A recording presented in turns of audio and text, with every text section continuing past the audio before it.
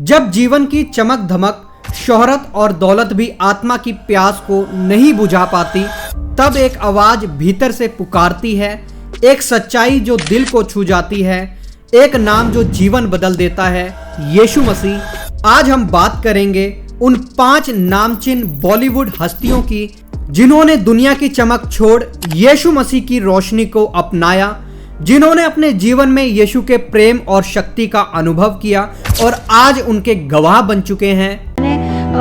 मैंने सब कुछ कर लिया, अब मुझे चर्च जाना है। So I found that love in God. I found that love in Jesus, and it brought so much of healing in my heart. मैंने बहुत सारे तरीके अपनाए प्रभु तक पहुंचने के लिए, पर वो कहते हैं ना कि यीशु के द्वारा ही पहुंच सकते हैं उनके पास।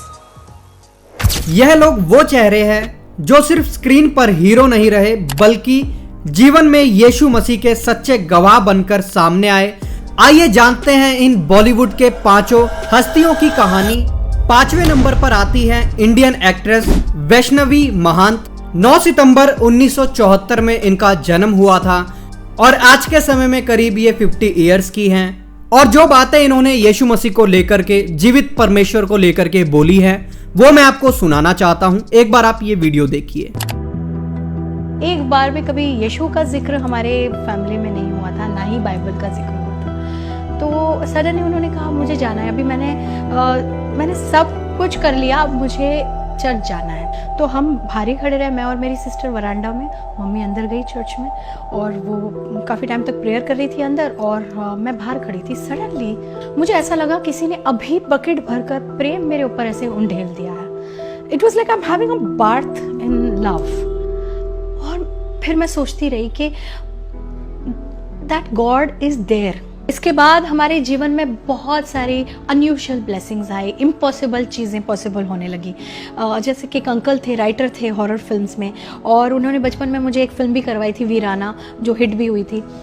तो आगे उन्होंने हमारी और हेल्प की, वहाँ से मेरी एक्टिंग करियर की शुरुआत हुई और मेरा विश्वास यीशु में बढ़ता गया। उस वक्त शक्तिमान का मुझे ऑफ़र आया, शक्तिमान सीरियल का। 2006 में मैंने एक प्रेयर मीटिंग अटेंड किया और वहाँ पर आई रियलाइज्ड कि सैल्वेशन, उद्धार, पापों की क्षमा, ये सारी चीज़ें क्या होती है। आपने इनका ये वीडियो सुन लिया। छोटी सी बात इसके अंदर मैं ऐड करना चाहता हूँ। मैं आपको बता दूं, जब ये छोटी थी तो इनके माँ और पिता के बीच में कुछ आपसी ऐसी बातों को लेकर के अलगाव हो गया। ये लोग कहीं और रहते थे, किसी और शहर में, इनके पापा मुंबई में रहते थे और अचानक उनका कांटेक्ट इनकी माँ के साथ और इनके साथ खत्म हो गया और अपने पापा को ही ढूंढने के लिए ये लोग मुंबई में आए थे। इनकी पत्नी अपने हस्बैंड को ढूंढने के लिए आई थी, लेकिन उनके हस्बैंड नहीं मिले। लेकिन एक ऐसा परमेश्वर मिल गया जो कि एक पिता से, एक पति से भी ज्यादा प्रेम करने वाला परमेश्वर है। और अभी आपने इनके मुंह से सुना कैसे इनके जीवन में चमत्कार हुए। इनके पापा जब नहीं मिले तो इनकी माँ ने तो ये फैसला कर लिया था कि मैं इनको भी पॉइजन दे दूंगी, बच्चों को भी, और खुद भी खा लूंगी और हम लोग खत्म हो जाएंगे। ना तो हमारे पास बैंक बैलेंस है, ना ही हमारे पास कुछ भी ऐसा है कि हम अपना गुजारा कर सके।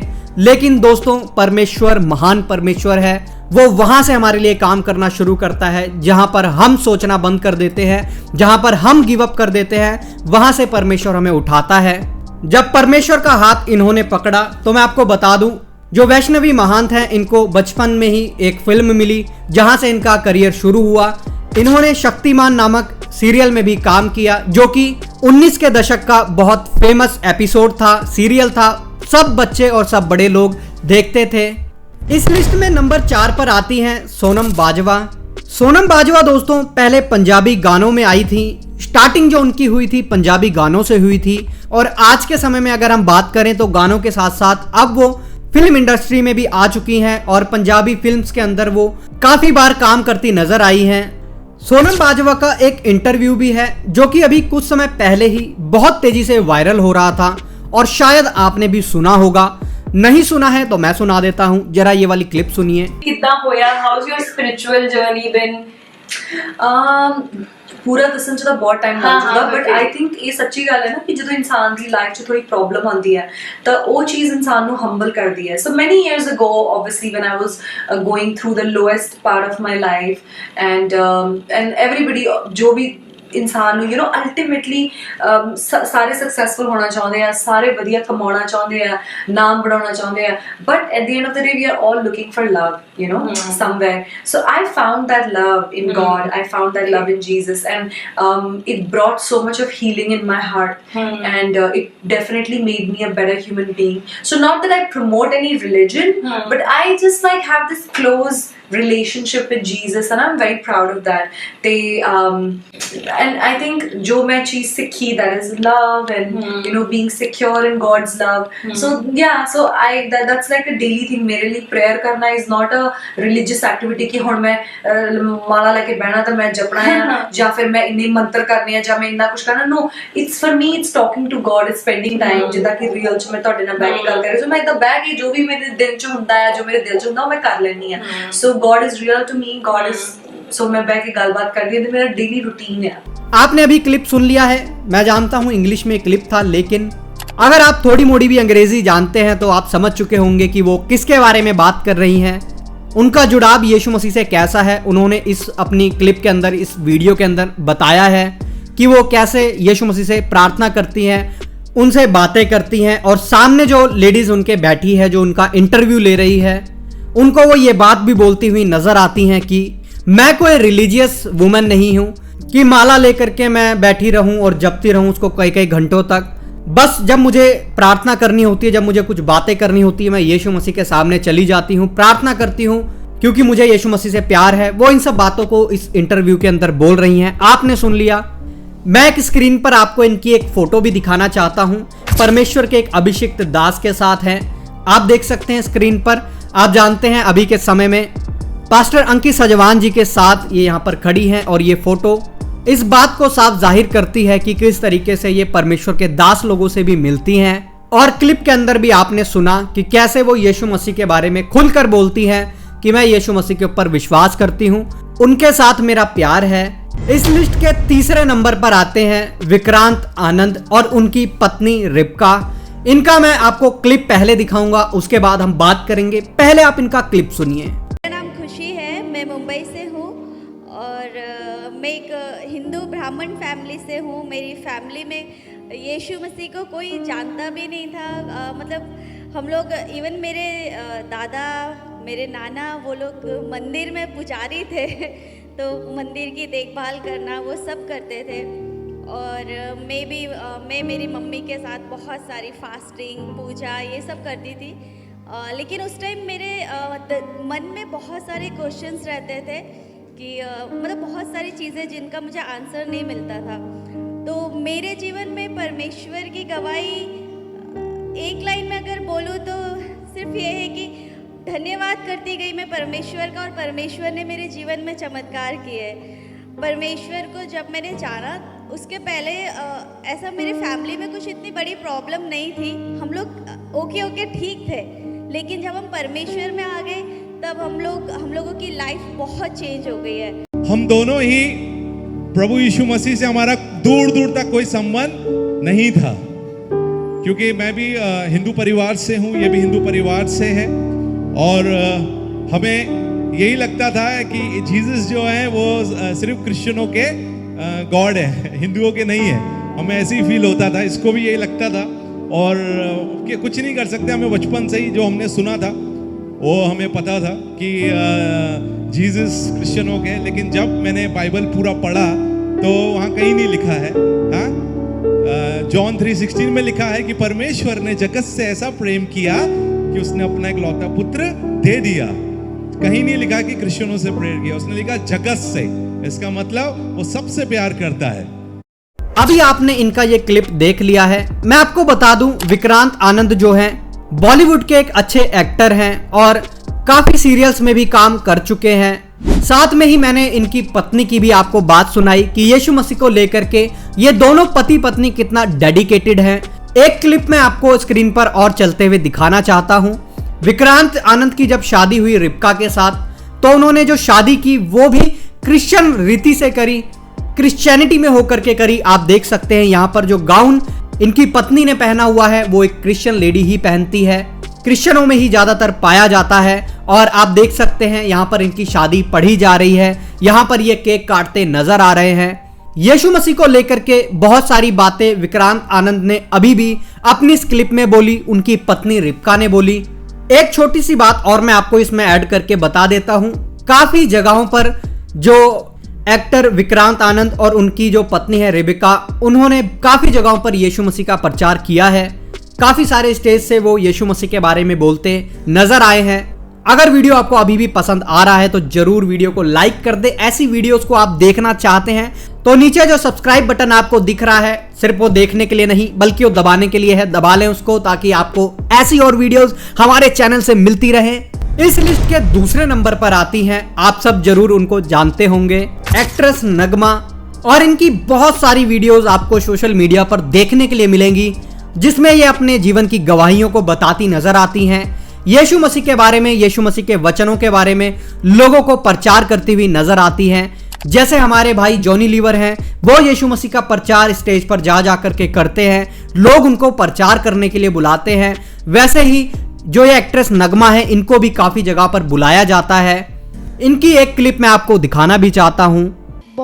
मैंने बहुत सारे तरीके अपनाए प्रभु तक पहुंचने के लिए, पर वो कहते हैं ना कि यीशु के द्वारा ही पहुंच सकते हैं उनके पास, दूसरा कोई तरीका नहीं है, क्योंकि हम लोग सब ही अपवित्र हैं। हम में से एक भी ऐसा नहीं है जो पापी नहीं है। हाँ, छोटा पाप हो या बड़ा पाप हो, पाप पाप ही होता है। तो हम में से एक भी ऐसा नहीं है जो अपवित्र नहीं है, क्योंकि परमात्मा परमेश्वर इतने पवित्र हैं कि सिर्फ उनका बेटा, सिर्फ यीशु मसीह हमको उन तक पहुंचाता है।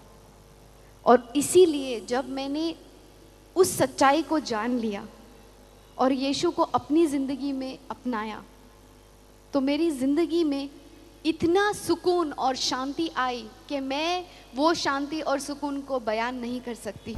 अभी आपने ये वाली क्लिप इनकी देख ली है, आपने सुना यीशु मसीह को लेकर के कितनी अच्छी अच्छी बातें नगमा करती हैं। नगमा आज के समय में दोस्तों कहा जाता है कि कांग्रेस पार्टी, जो आप जानते हैं हमारे देश में कांग्रेस पार्टी है, पॉलिटिकल पार्टी है, उसको ज्वाइन कर चुकी हैं। और आज के समय में भी अगर क्रिश्चियन लोगों पर कोई बात आती है तो उन लोगों के लिए ये खड़ी होती हैं। और 19 के दशक की बहुत बेहतरीन ये एक्ट्रेस रह चुकी हैं। कई लोग ऐसा सोचते हैं कि शायद मैं मूवीज देखता हूं इसलिए मुझे पता है, पर मैं आपको बताना चाहता हूं मैंने आज तक कभी भी कोई नगमा की मूवी देखी नहीं।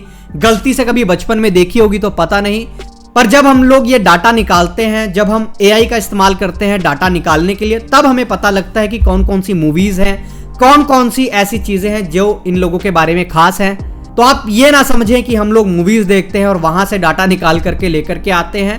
हमें AI से और बहुत सारी चीज़ों से, बहुत सारे आर्टिकल से डाटा मिल जाता है और हम आपको वो पढ़ करके एज इट इज़ बता देते हैं। इसका मतलब ये नहीं है कि हम लोग मूवीज देखते हैं या हम लोग आपको मूवीज देखने के लिए अपने चैनल से प्रेरित कर रहे हैं, ऐसा बिल्कुल भी नहीं है। नंबर 1 पर दोस्तों जो आते हैं इस लिस्ट के, उनको तो आप जानते होंगे, पहले से ही आपको पता है, मैं जानता हूं, हमारे भाई जॉनी लीवर। और उनके जीवन में क्या बातें हुई हैं ये भी शायद आपको अगर मैं बताऊं तो इसमें बड़ी इंसल्ट वाली बात है मेरे लिए भी और आपके लिए भी, कि अगर आपने इन्हीं की गवाही ना सुनी हो तो। इनके बेटे को दोस्तों गर्दन पर ट्यूमर था जिसका ऑपरेशन भी नहीं हो सकता था, डॉक्टरों ने हाथ खड़े कर दिए थे। तो उन सब बातों को लेकर के जो बातें इन्होंने कही हैं वो पहले मैं आपको सुनाना चाहता हूं। पहले आप ये वाली क्लिप देखिए। हम लोग प्रेयर कर रहे थे, यहाँ इंडिया में हर जगह प्रेयर होता, सब लोग प्रेयर कर रहे थे। 3 घंटे के ऑपरेशन में मेरा बेटा उसको रिकवरी रूम में लेकर आया थिएटर से। जब मैं उसको देखने गया, मेरा बेटा बिल्कुल होश में था और मैं उसको ढूंढ रहा हूं तो मेरा बेटा एक हाथ ऐसा ऊपर देखा तो वो लेफ्ट हैंड से कर रहा है।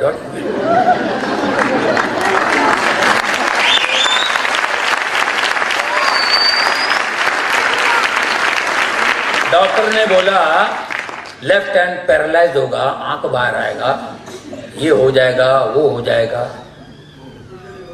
और वो कुंडली बाबा सब बाजू में हो गया। मेरा बेटा चर्च में ड्रम्स बजाता है।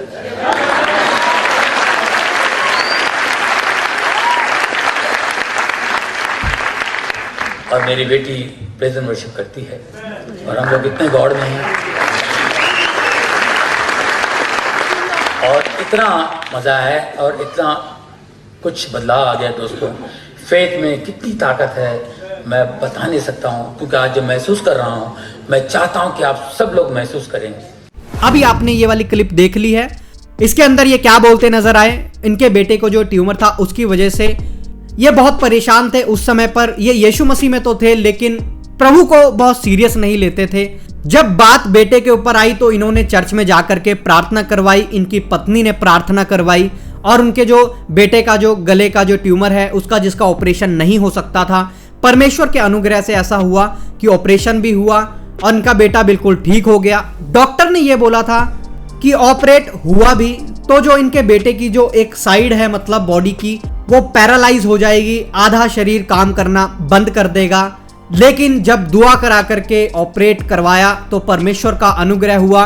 जो बोल रहे थे डॉक्टर की लेफ्ट साइड उसकी नहीं काम करेगी, जब ऑपरेशन थिएटर से इनका बेटा बाहर आया तो हाथ उठा करके उसने लेफ्ट वाला दिखाया अपने पापा को, परमेश्वर की महिमा की कि सचमुच में परमेश्वर ने ऑपरेशन भी बिल्कुल सक्सेसफुल करवा दिया और किसी भी प्रकार से उसकी बॉडी में कोई भी पैरालिसिस नहीं हुआ। और जैसा जॉनी लीवर जी इस वीडियो में भी बताते हैं कि इनकी जो बेटी है वो प्रेज एंड वर्शिप करती है और जो इनका बेटा है वो ड्रम सेट बजाता है चर्च में। मैं आशा करता हूं आपको ये वीडियो बहुत पसंद आई होगी। बहुत मेहनत लगती है ऐसी वीडियोस को बनाने के लिए। हमारी मेहनत को जरूर सपोर्ट करें, हमारे चैनल को सब्सक्राइब करें। अगर आप हमारी प्रोडक्शन को कोई फाइनेंशियल सपोर्ट करना चाहते हैं तो स्क्रीन पर आपको ये हमारा QR स्कैनर दिख रहा है, आप स्कैन करके जरूर फाइनेंशियल सपोर्ट भी हमारे लिए करें, क्योंकि आपकी एक छोटी सी मदद हमारे लिए बहुत बड़ा मोटिवेशन है ऐसी और वीडियोस को बनाने के लिए। तो मिलते हैं किसी और नई वीडियो में किसी और नए टॉपिक के साथ।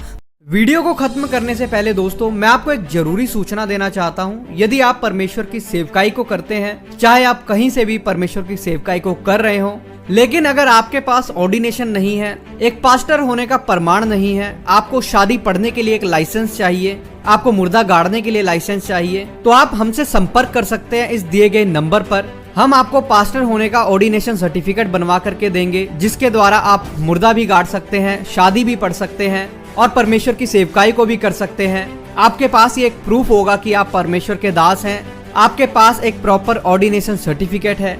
तो अगर आप ये ऑर्डिनेशन सर्टिफिकेट लेना चाहते हैं, स्क्रीन पर अभी आपको ये नंबर दिख रहा है, आप हमसे जरूर संपर्क करें।